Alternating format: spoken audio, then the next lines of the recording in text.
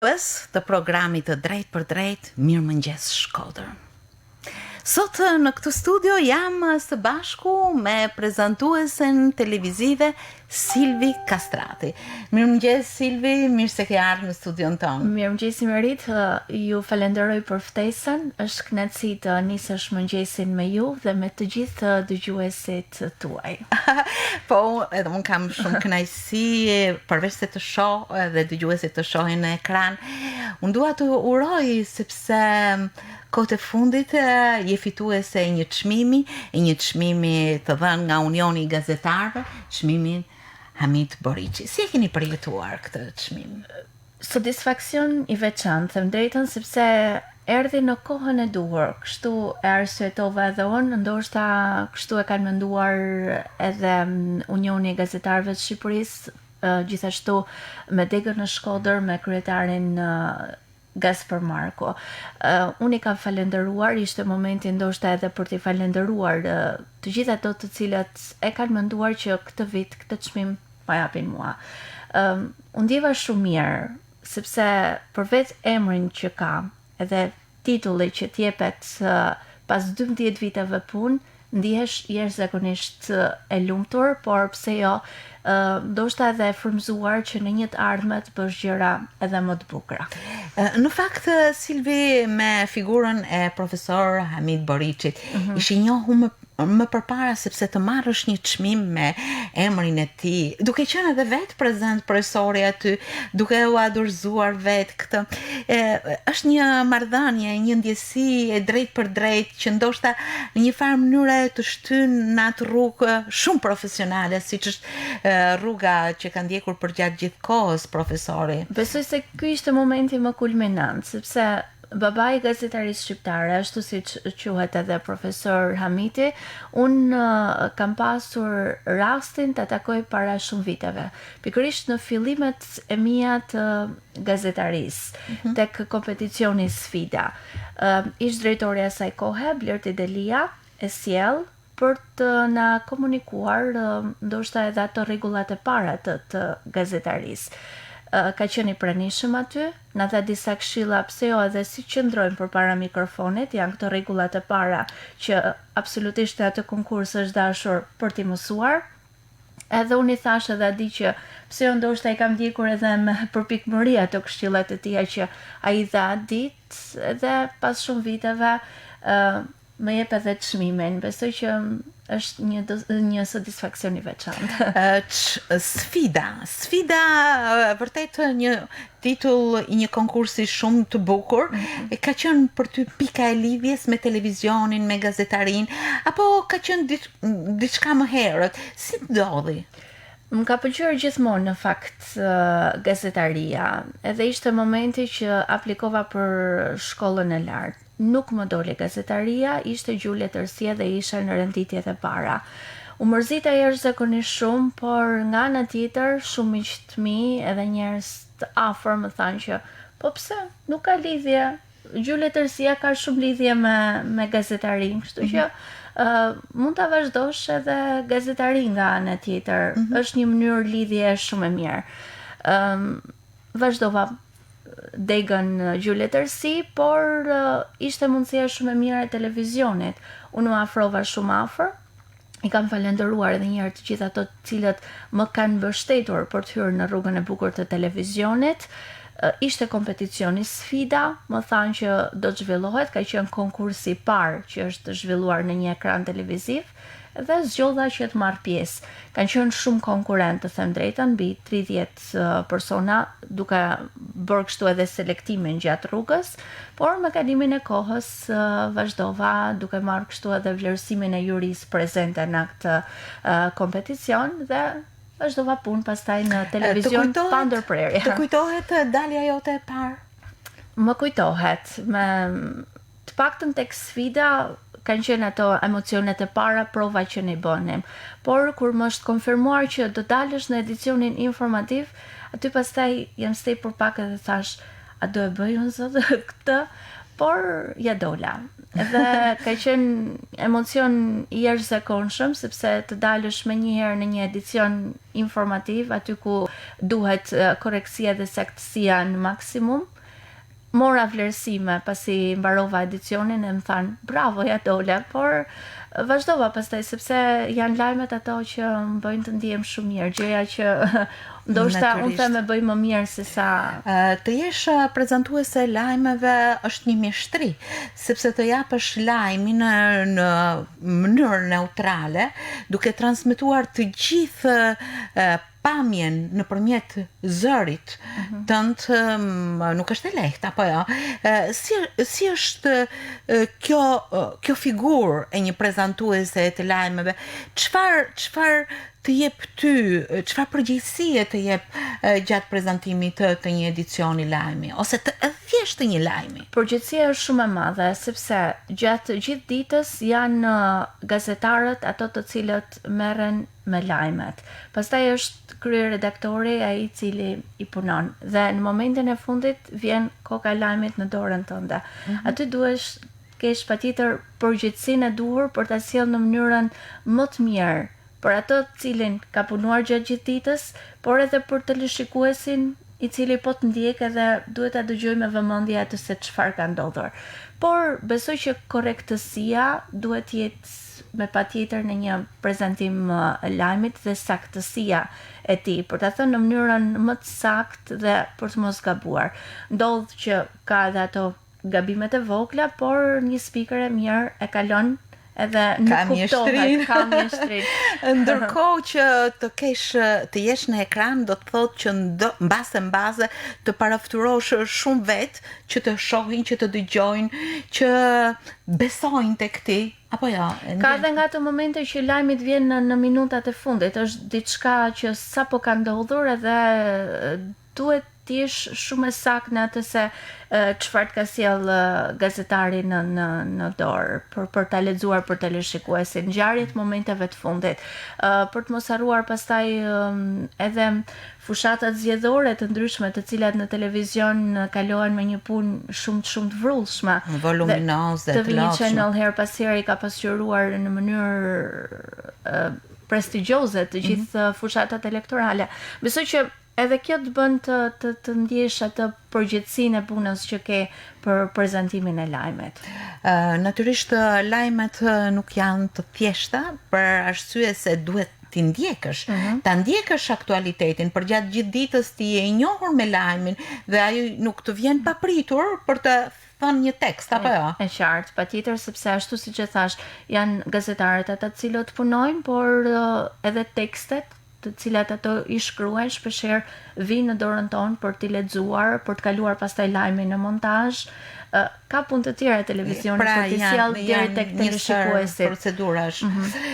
Ndërkohë Silvi, her pas here ke edhe rubrikën i ftuari i ditës ku studia jote bëhet, si thua, një sofër bashkëbisedimi me të ftuarin i cili merret nga fusha të ndryshme dhe ka të bëjë me aktualitetin ose edhe me ngjarje që kanë një honë të madhe në jetë. Pse jo, duke i dhënë një seriozitet tjetër edicionit të lajmeve, por edhe duke kthyer në aktualitetin e ditës, gjithmonë me ngjarjen që ka ndodhur. Besoj që është pjesë e bukur. Ne e zhvillojmë këtë rubrik një herë në javë për të sjellë personazhet më kryesor të një jave apo ngjarjet më kryesore se çfarë ka ndodhur gjatë një jave. Ka vështirësitë e veta sepse në Shkodër e dim shumë mirë që nuk është shumë e lehtë të gjesh të ftuar, ndoshta ndonjëherë është e lehtë, por hezitojnë të dalin përpara televizionit, duke menduar që ndoshta janë shtuar edhe shumë emisione televizive dhe i njëjti të ftuar nuk mund të vi në disa emisione sepse të përsërisë të njëjtat gjëra nuk është e bukur, por besoj që ja kemi dalë deri në këtë moment, ja kemi dalë sepse personazhet që kemi sjell kanë qenë të fushave të ndryshme. dhe mjaft korrekt paktën për atë se çfarë kanë përcjell për teleshikuesit. Ndërkohë që figura jote është e plotësuar dhe më herët me emisione, për shembull përmend emisionin e mëngjesit, ka një regji të veçantë, natyrisht një studio mëngjesi që të jep impulse për ditën, që të jep informacion shumë, që përçon shumë mesazhe. Si është përcjell tek ti në përvojën tënde? Ka patur vështirësi? Për shumë vite kam realizuar emisionin e mëngjesit. 2 vitet e para kanë qenë ato të cilat unë kam sjell vetëm atë emision, por të sjellësh vetëm një emision është pak e vështirë sepse do shumë punë. Pastaj kam bashkëpunuar edhe me kolega, gjithmonë kur bashkëpunon gjërat vijnë edhe më të bukura në ekran. Ka qenë e vështirë pjesa e mëngjesit, të them të drejtën, sepse ju e dini shumë mirë Meri që duhet zgjohesh shumë herët, duhet përgatitesh për të lexuar atë pasqyrën e shtypit, ti je saktë në atë se çfarë i përcjell teleshikuesit edhe në rubrika të ndryshme, pa harruar pastaj edhe të ftuarit të cilët duhet të jenë çdo ditë, të përgatitesh skaletat, të përgatitesh ndoshta edhe rubrika të ndryshme, është shumë ndryshe nga radio, sepse televizioni të sheh aty, edhe është ai teleshikuesi që kritikon gjithmonë, por gjën më të vogël të kritikon. Pa harruar pastaj edhe telefonatat e mëngjesit, teleshikuesit të shumë të cilët telefononin qoftë për temën e caktuar që ne vendosnim, apo shpeshherë edhe për problemet e shumta që kanë. I ndodhën ndonjëherë në një situatë të vështirë, po e them që e ke kaluar pastaj, që të mbahet në mend dhe thua si ndodhi, e kalova. Ne kujtojmë gjithmonë, në fakt së bashku me kolegen Linda, kishim të ftuar një poete, por fatkeqësisht ajo nuk dinte të lexonte poezi që kishte shkruar. Por është ai momenti që nuk mundesh absolutisht që të ndalësh atë buzëqeshjen që të vjen. Ajo na shikonte kështu edhe pse qeshni, tha, ne edhe njëherë pastaj vazhduam edhe më shumë, por u kthyem në seriozitet, është ajo hapësira muzikore që vendoset për të dalë nga situata, edhe pastaj kur kam takuar profesor Ziani, thash, si ka mundësi? Jo, tha, nuk është poete. Por janë këto momente të cilat her pas here të ndodhen. Gjithmonë edhe mes kolegëve, kur e din shumë mirë ato batuta që do vijmë pas, e di shumë mirë që janë momente të pakalueshme. Natyrisht të jesh në ekran ose në mikrofon çdo ditë është një betejë veçantë. Çdo ditë merr një start për të nisur drejt finishit, por gjithsesi rruga ka kthesa, ka rrugza, do dalësh, do hysh. Ose gjatë edicioneve informative, të jesh me kolekt, gjithmonë paktën edicioni orës 20, që bëhet gjithmonë dysh në bashkëpunim me kolekt, ka të pjesën shumë të bukur, por nga ana tjetër ka edhe ato batuta të cilat është e pashmangshme. Të hysh në një edicion informativ me Simonin për shembull, ose me kolegun Brillant, gjithmonë ndodh ajo batuta. Dhe duhet të kthesh me njëherë në seriozitet, por jo gjithmonë është ai momenti që e ke atë seriozitetin sepse vazhdojnë batutat, por kur mendon se çfarë ke para për të lexuar edhe për teleshikuesi, duhet të kthehesh më njëherë në atë seriozitetin e duhur, por ka ndodhur, Meri, them drejtën, ka ndodhur këto incidentet e vogla si gjithkund, besoj, por që janë kaluar. Natyrisht, Silvi, ekrani është kontroll, mikrofoni është kontroll dhe spektatori, dëgjuesi pret gjithmonë diçka maksimale, ndërkohë që të gjithë jemi njerëz, apo jo? Kush e kupton? Ndërkohë, Silvi, puna jote në televizion tashmë ka krijuar një përvojë, edhe përveç ekranit, shfaqjes në ekran ti punon edhe me programacionin, me arshivën. Si është kjo punë e përditshme, sepse natyrisht të arshivosh materialet, bisedat, ngjarjet, datat, të ftuarit është një punë perfekte, së cilës shpesh ne i drejtohemi dhe i përballim me faktet. Si punon në këtë aspekt? ka një përgjithësi shumë të madhe, them drejtën. Përpos ekranit, e cila të merr atë pjesën e ditës, të dukshme, por është edhe ajo ana e padukshme, por me cilën unë ndihem shumë mirë. Është gjëja më e bukur, them që kam bërë edhe kam thënë që ku pas kam qenë që nuk e kam bërë që në fillimet e mia.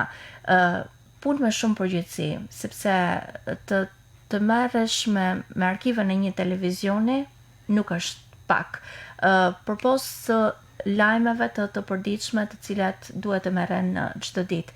Pastaj janë emisionet të ftuarit, të shkruash patjetër të gjithë emrat e të ftuarve të emisioneve që kanë qenë gjatë javës. Por të merr pak kohë, por është një punë shumë e bukur. Këto materiale pastaj t'i kalosh nëpër DVD të ndryshme, të emrohen edhe një herë.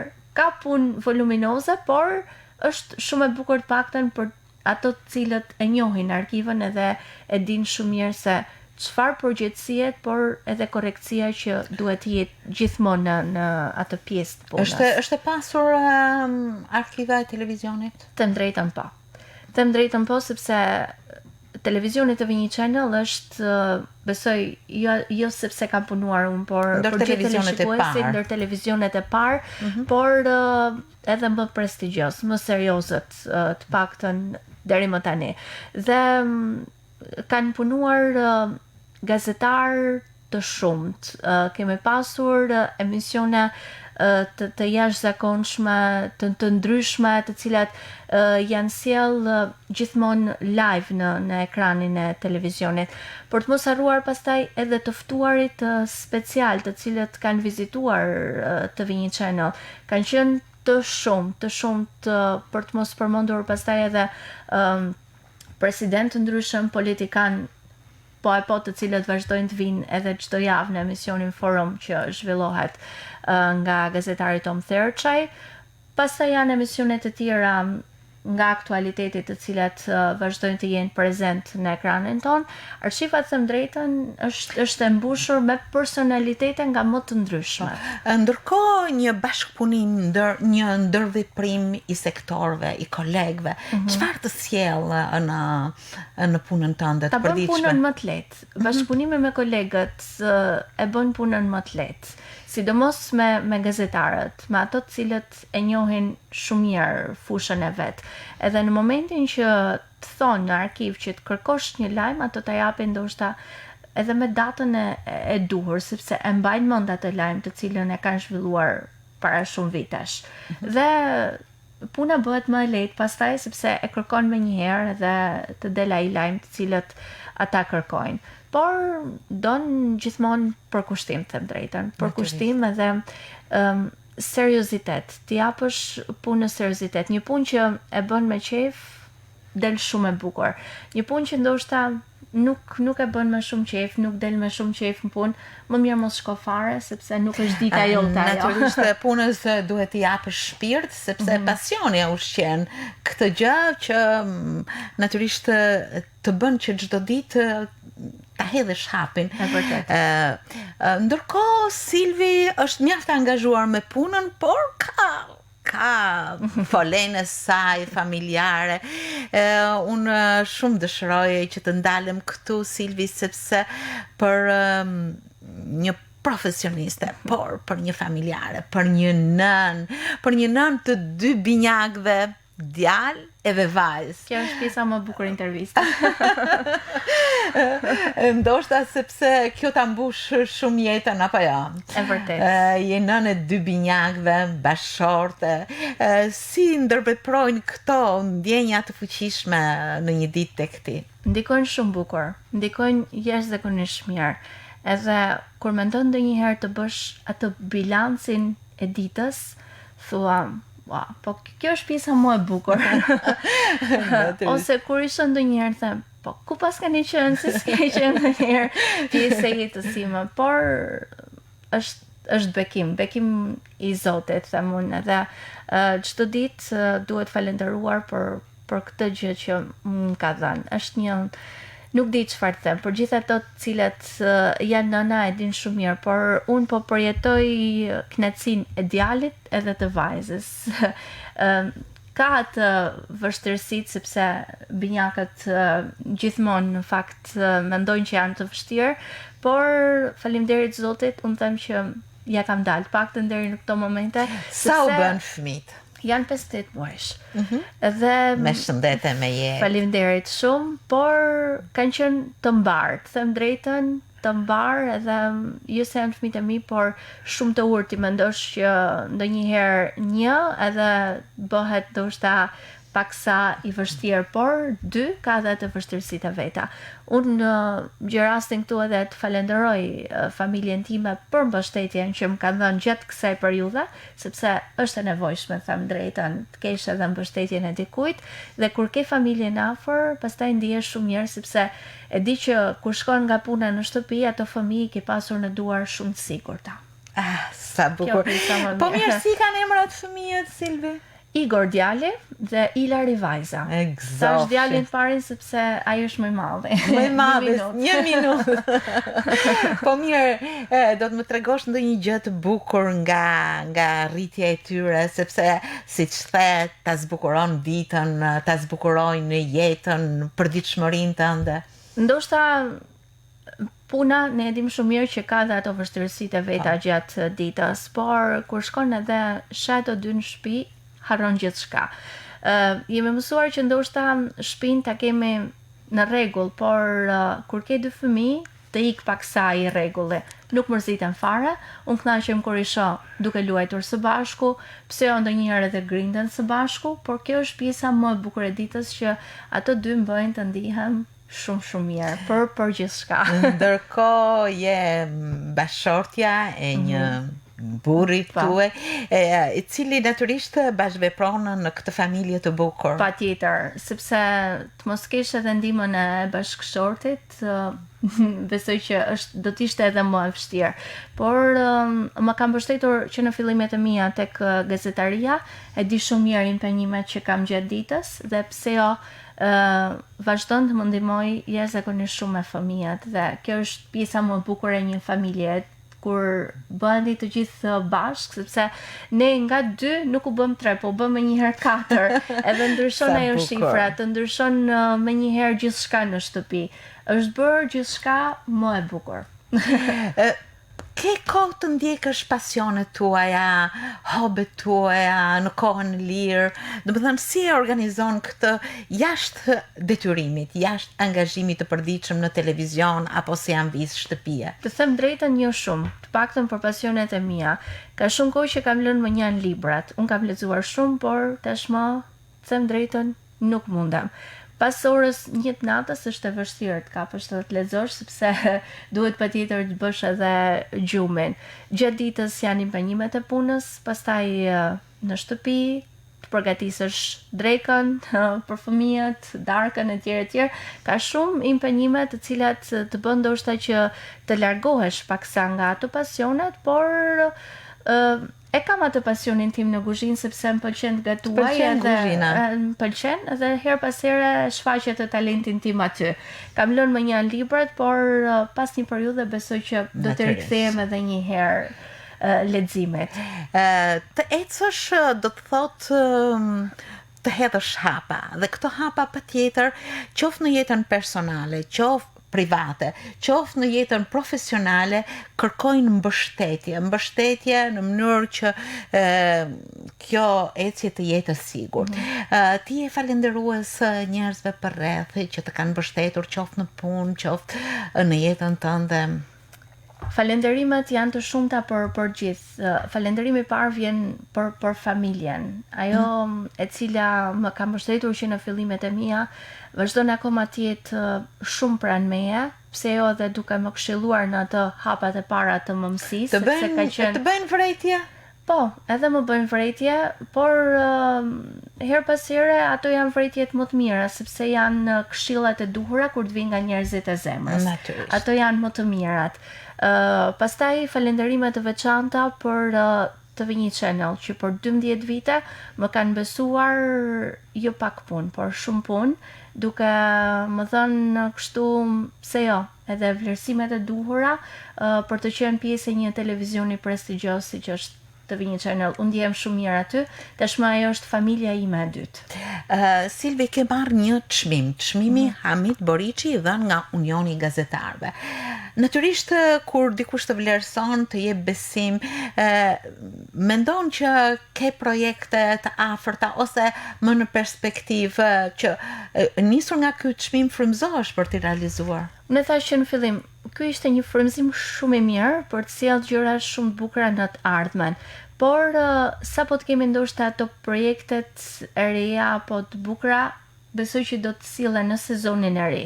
Por kur bashkëpunon edhe me kolegë të cilët kanë eksperiencë në televizion, të japin edhe ide të reja, kështu që presim ndoshta pse jo edhe nga kolegu Gaspar Marko, të cilin e përshëndes, duke qenë se besoj se ka ndikuar paksa edhe në vlerësimin e çmimit si sekretari Degës Shkodër në Unionin e Gazetarëve të Shqipërisë. Por nga ana tjetër është Bepi, Musaja, të mbushur me kolegë të cilët kanë eksperiencë në fushën e gazetarisë edhe duke bashkëpunuar me to të lindin ato ide të reja dhe pse jo, sapo të kemi një projekt të ri, ndoshta edhe të bukur për teleshikuesit, do ta sjell më njëherë në ekran.